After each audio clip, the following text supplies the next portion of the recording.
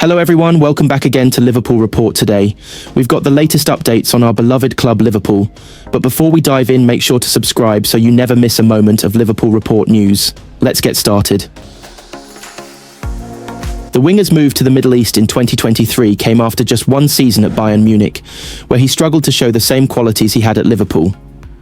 When he moved to Al Nassr, he secured an eye-watering contract that sees him pocket about £644,987 per week, pushing his annual salary over the 33 million mark. If those figures weren't high enough, according to Mané's earnings on the Forbes list, he raked in a total of £40.6 million over the past 12 months. That figure includes his £37.6 million, $50 million earnings, and a cool £3 million, $4 million from off-field dealings, such as endorsements with big names like Adidas, Pepsi, and Vodafone. Mané's marriage to Aisha Tamba, in an Islamic arranged ceremony in January 2024, shocked the football world, given he is 14 years older. At the time of the wedding, Mané was 31, while she was just 18. The couple celebrated the birth of their daughter named Animata earlier this year. Aisha, who comes from a private family helmed by her father Madu Tamba, a prominent builder known for overseeing multiple projects in Mané's hometown Bambali, expresses no interest in the wealth her husband's staggering football salary brings. Speaking to the Mail via a relative, she said, "I am looking forward to my new life, and I know that it will be very different. But I do not feel any pressure because Sadio's fame and money will not change me. This is not what I'm interested in. I will remain a humble person committed to my faith. I'm not used to having so much attention on me because we are a very private family. We don't like to show off and speak about our personal lives. I am a very down-to-earth person. This is how I was raised, and nothing will be different just because of this marriage. But I'm very honored to now be Mrs. Main." Before his lucrative move to Saudi Arabia, Mané was already a multi-millionaire. His lifestyle as a footballer was a far cry from his humble beginnings in Senegal. Unlike many who find themselves in such a financially secure position, the African football star has previously confessed that he sees no value in splurging on luxury items like fancy cars and expensive jewelry. In a previous interview, he said to Ace, "Why would I want 10 Ferraris, 20 diamond watches, or 2 planes? What will these objects do for me and for the world? I was hungry, and I had to work in the field. I survived hard times, played football barefooted. I did not have an education and many other things. But today, with what I earn thanks to football, I can help my people." Mané has chosen to use his wealth to better the lives of those in his hometown of Bambali. He added, "I built schools, a stadium. We provide clothes, shoes, food for people who are in extreme poverty. In addition, I give €70 per month to all people in a very poor region of Senegal, which contributes to their family economy. I do not need to display luxury cars, luxury homes, trips, and even planes. I prefer that my people receive a little of what life has given me." Incoming Liverpool goalkeeper Georgi Mamardashvili appears to be excited about the prospect of linking up with Florian Wirtz next season. Mamardashvili, 24, agreed to sign for the Reds last summer in a transfer deal worth £25 million, but remained on loan at Valencia for the 2024-25 campaign. The Georgia international is now preparing for his move to Merseyside, and he could be followed by Wirtz. The German playmaker is wanted by several European heavyweights, including Bayern Munich and Manchester City. Liverpool threw their hat in the ring with this week by holding talks with Wirtz and his parents in Blackpool. The Bayer Leverkusen midfielder then travelled to Manchester to speak to City. Bayern have long been considered the front-runners, but they're unwilling to pay Leverkusen's reported £126 million asking price.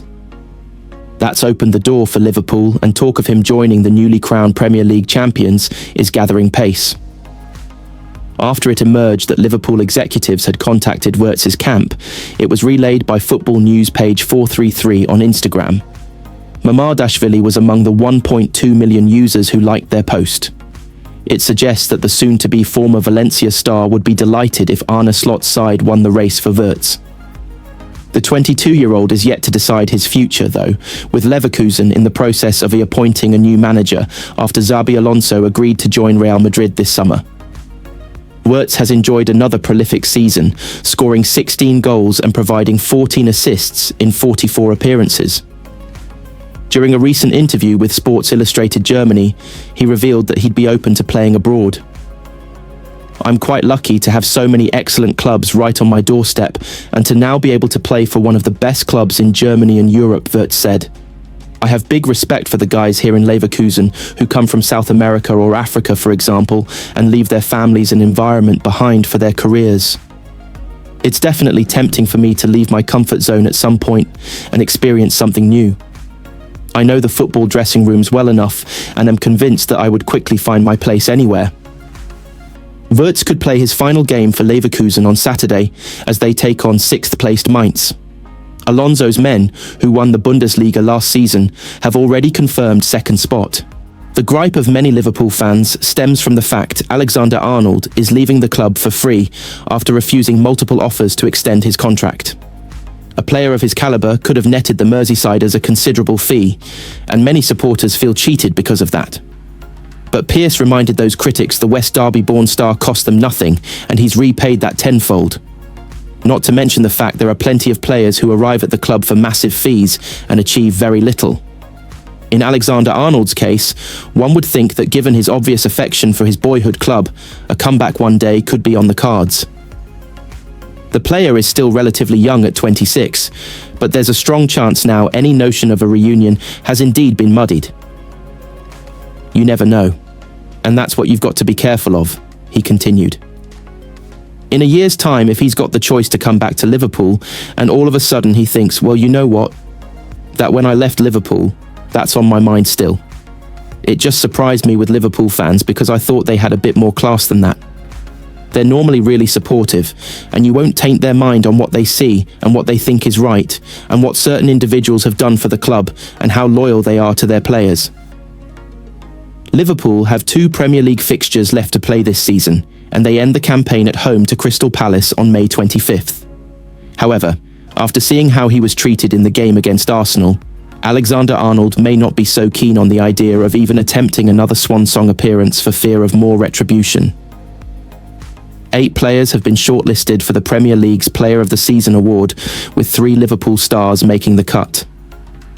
The Reds have romped to the title in Arne Slot's first campaign as boss, earning the Dutchman a nomination for Manager of the Season.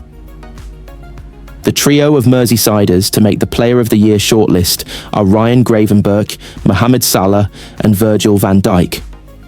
Gravenberch has recovered from a difficult debut season to make the number 6 spot his own after a failed move for Martin Zubimendi. Van Dijk, meanwhile, has been imperious once again in defence, as he became the first Dutchman to captain a team to the Premier League title.